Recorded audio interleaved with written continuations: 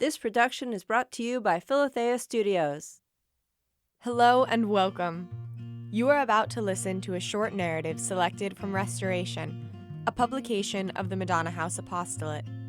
We invite you to listen deeply as the author shares the joys and struggles of living the gospel of Jesus Christ without compromise in today's world.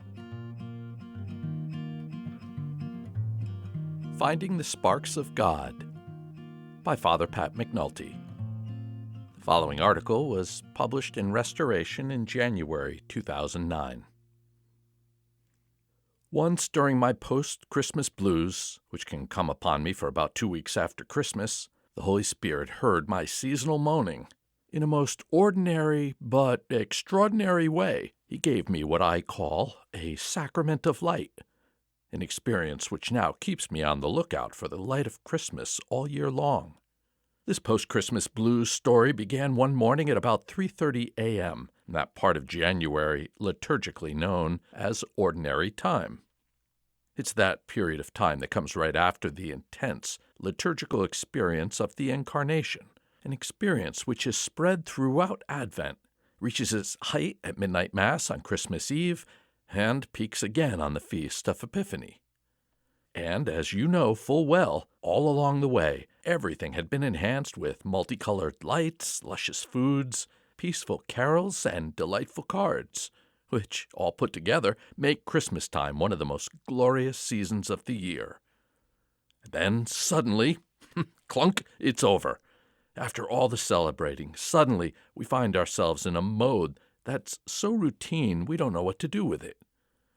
It isn't long before we've forgotten both the lights of Christmas and the light of the world to which they were meant to point.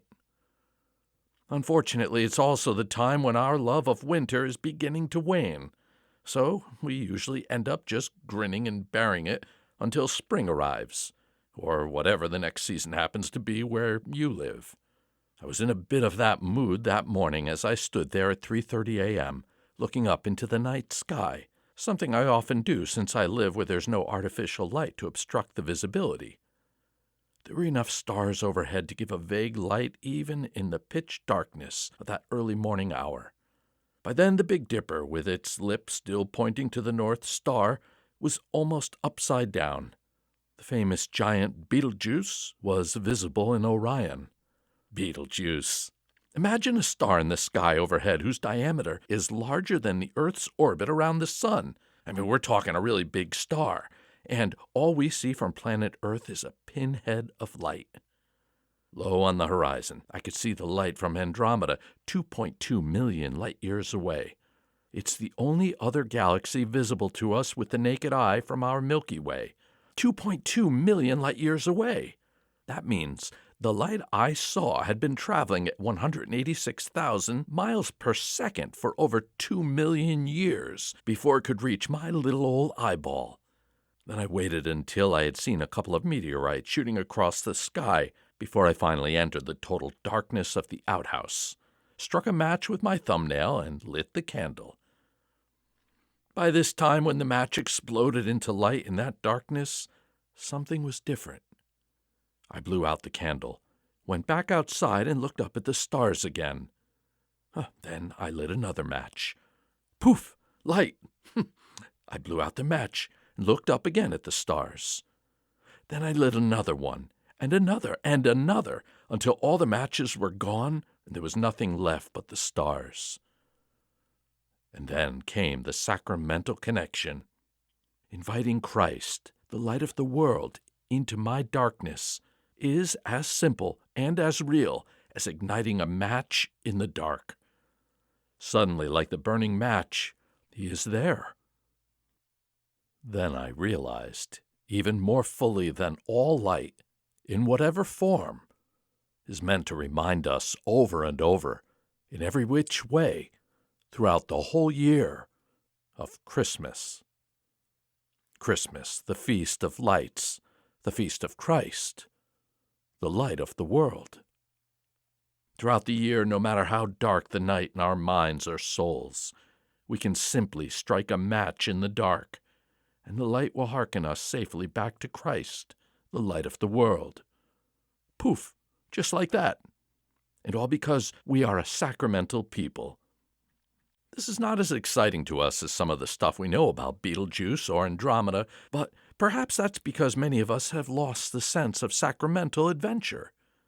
In the sacramental world where we should be living, all of creation is meant to reveal something to us about Christ. We already know about this when we use the more obvious sacramentals, like water, oil, candles, statues, icons, music, and bread. So the adventure for us is to find the sacramental connections in creation, sing about them, write about them, talk about them, dream about them, pray about them.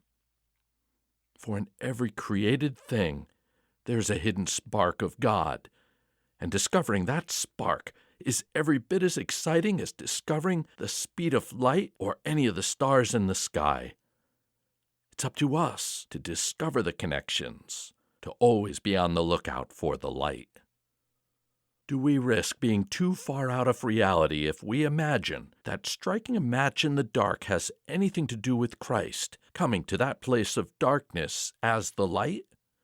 No, striking that light really can be a powerful sacramental proclamation that I believe Christ is the light of the world, and that right now, like a lit match, he is shining in my little world of darkness.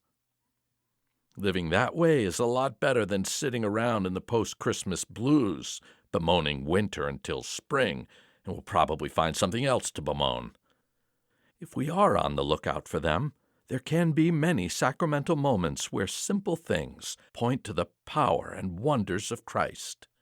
We can even just flip on the light switch when we are down and tempted to doubt that Christ, the light of our lives, fills the darkness in every room, and He is with us. And we can look up into the night sky, even if we are somewhere where all we can see is one or two stars, and remember that no matter what is happening anywhere on earth, Christ, who is bigger than the whole universe, faster than light, and more powerful than 1,000,000,000 suns, is right there, lighting everything up with Himself, who is light. What a wonderful gift the Spirit has given us by inviting us into this world of sacramentals, by teaching us how to discover in creation itself the marvels and wonders of Christ, which are more exciting and unimaginable than all the night stars put together. What a shame if we moan it all away in the post-Christmas blues, with our eyes set on the spring that is to come, and miss the beauty of the winter of incarnation that is here right now.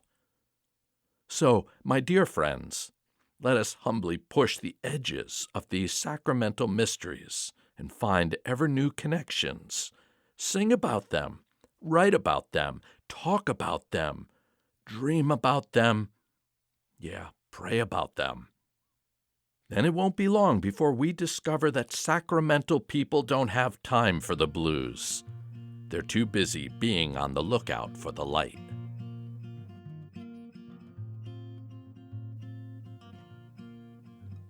Dear friend, thank you for listening. Rest assured of the prayers of the Madonna House community for you, our listener. May God bless you and keep you. May God shine His face upon you, and may God give you His peace.